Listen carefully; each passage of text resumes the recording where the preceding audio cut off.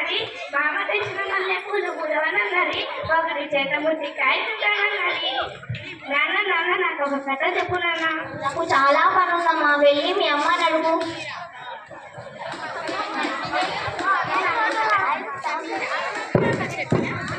అమ్మ అమ్మ నాకు ఒక కథ చెప్పమ్మ. నాన్న చెప్పమంటే చెప్పడం లేదు, పని ఉందన్నాడు.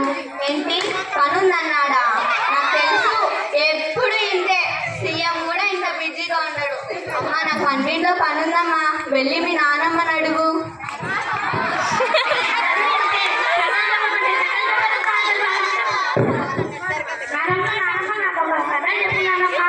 నా చిట్టి తల్లి, నా బుద్ధి తల్లి, అలా పెళ్ళిలోకి వెళ్ళి చెప్పుకుందాం కదమ్మా.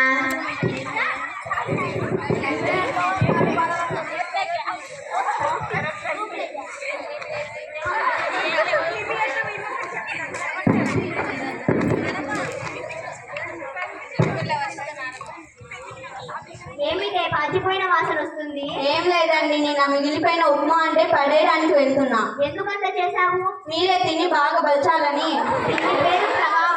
దీనికి కోపం చాలా అస్సలు లేదు మధ్య. ఇది ఒక పెద్ద కోసి. మీకు పగులు తిమూతి. అబ్బో,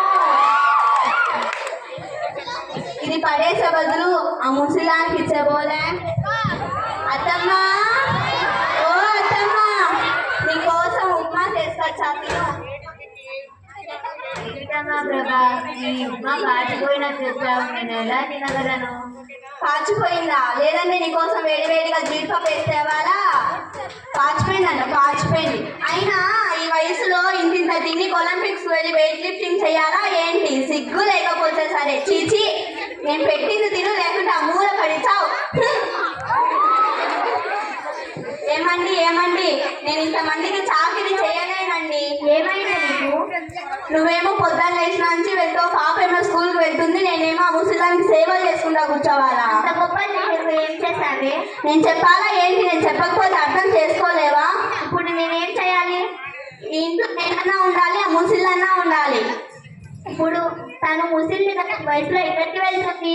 ఎక్కడికైనా పంపించండి, చుట్టూరా ఉన్నాయి కదా వృద్ధాశ్రమాలు, అక్కడ చేర్చండి. తను మా తల్లి.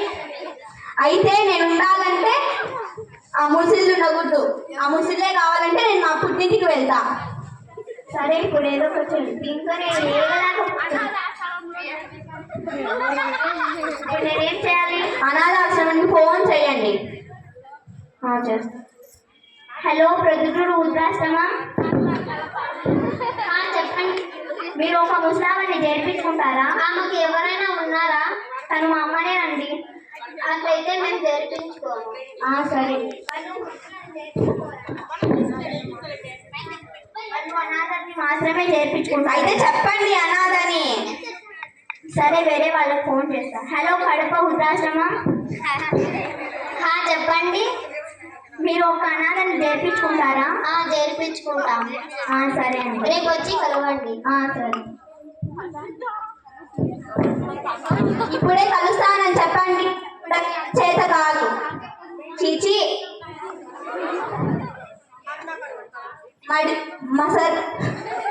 మరుసటి రోజు.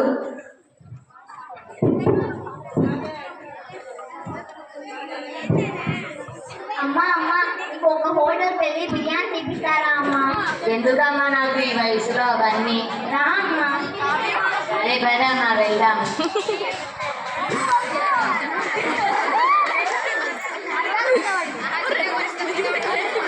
ఇప్పుడమ్మా ఇది ఇక్కడికి తీసుకొని వచ్చావు? తెలియదులే అమ్మా. మీరేనా? చెప్పండి. ఈవినే మేము వృద్ధాశ్రమంలో జరిపించాలనుకుంటున్నాం. సరే, మీరు అక్కడ ఫిలప్ చేసి వెళ్ళండి. సరే.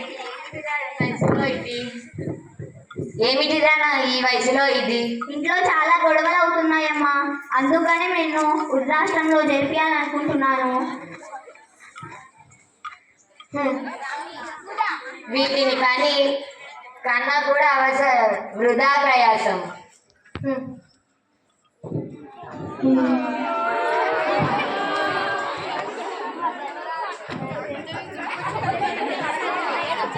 ఏమండి, ఆ ముసలాన్ని చేర్చొచ్చారా? చేర్పించాలి. ఇప్పుడు నీ కళ్ళు చల్లబడ్డాయా? చల్లబడడం కాదు,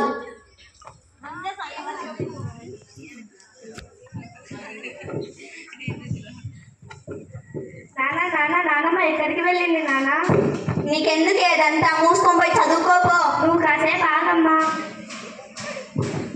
నానమ్మని వృద్ధాశ్రమంలో చేర్పించానమ్మా.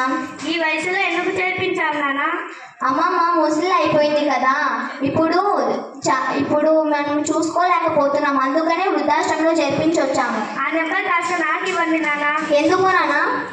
మీరు ముసలి వాళ్ళు అయినాక మిమ్మల్ని అక్కడికి పంపిద్దామని. సారీ అమ్మ, మా తప్పు తెలుసుకున్నాము. ఇప్పటికైనా నీకే ఆ ముసలిలా కడివే అన్నీ నేర్చుకుని. నువ్వు పాచిపోయిన ఉప్మా నానమ్మకి పెట్టకుంటే నువ్వు తినచ్చు కదా, లేకుంటే నాన్నకి ఇవ్వచ్చు కదా, నాకన్నా ఇవ్వచ్చు కదా. నానమ్మకి ఎందుకు పెట్టావు? అదంతా నీకెందుకే? మా తప్పు తెలుసుకున్నానమ్మా, ఇప్పటికైనా మాకు బుద్ధి వచ్చింది. అయితే వెళ్ళి నానమ్మకు క్షమాపణ చెప్పండి.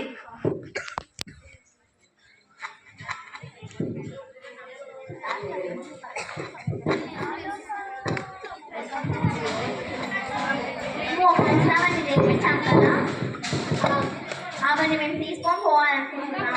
ఇప్పుడు తెలిసి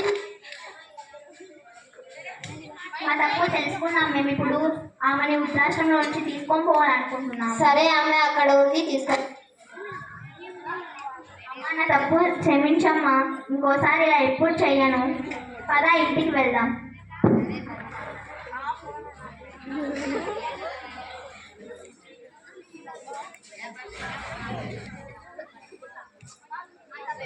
అమ్మా,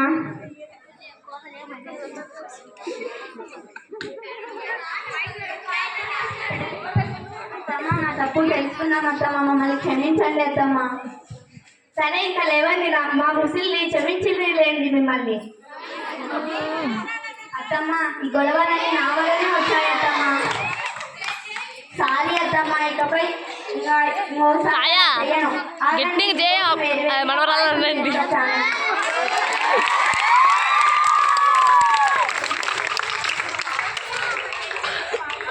చాలా బాగుందమ్మా ప్రభా.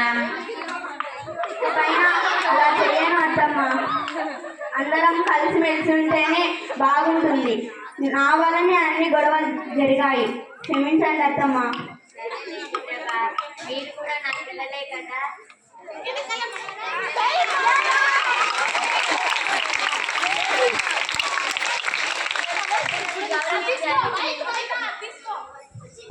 అందరూ పెద్దలని గౌరవించాలి. నేను తెలుసుకున్నది అదే.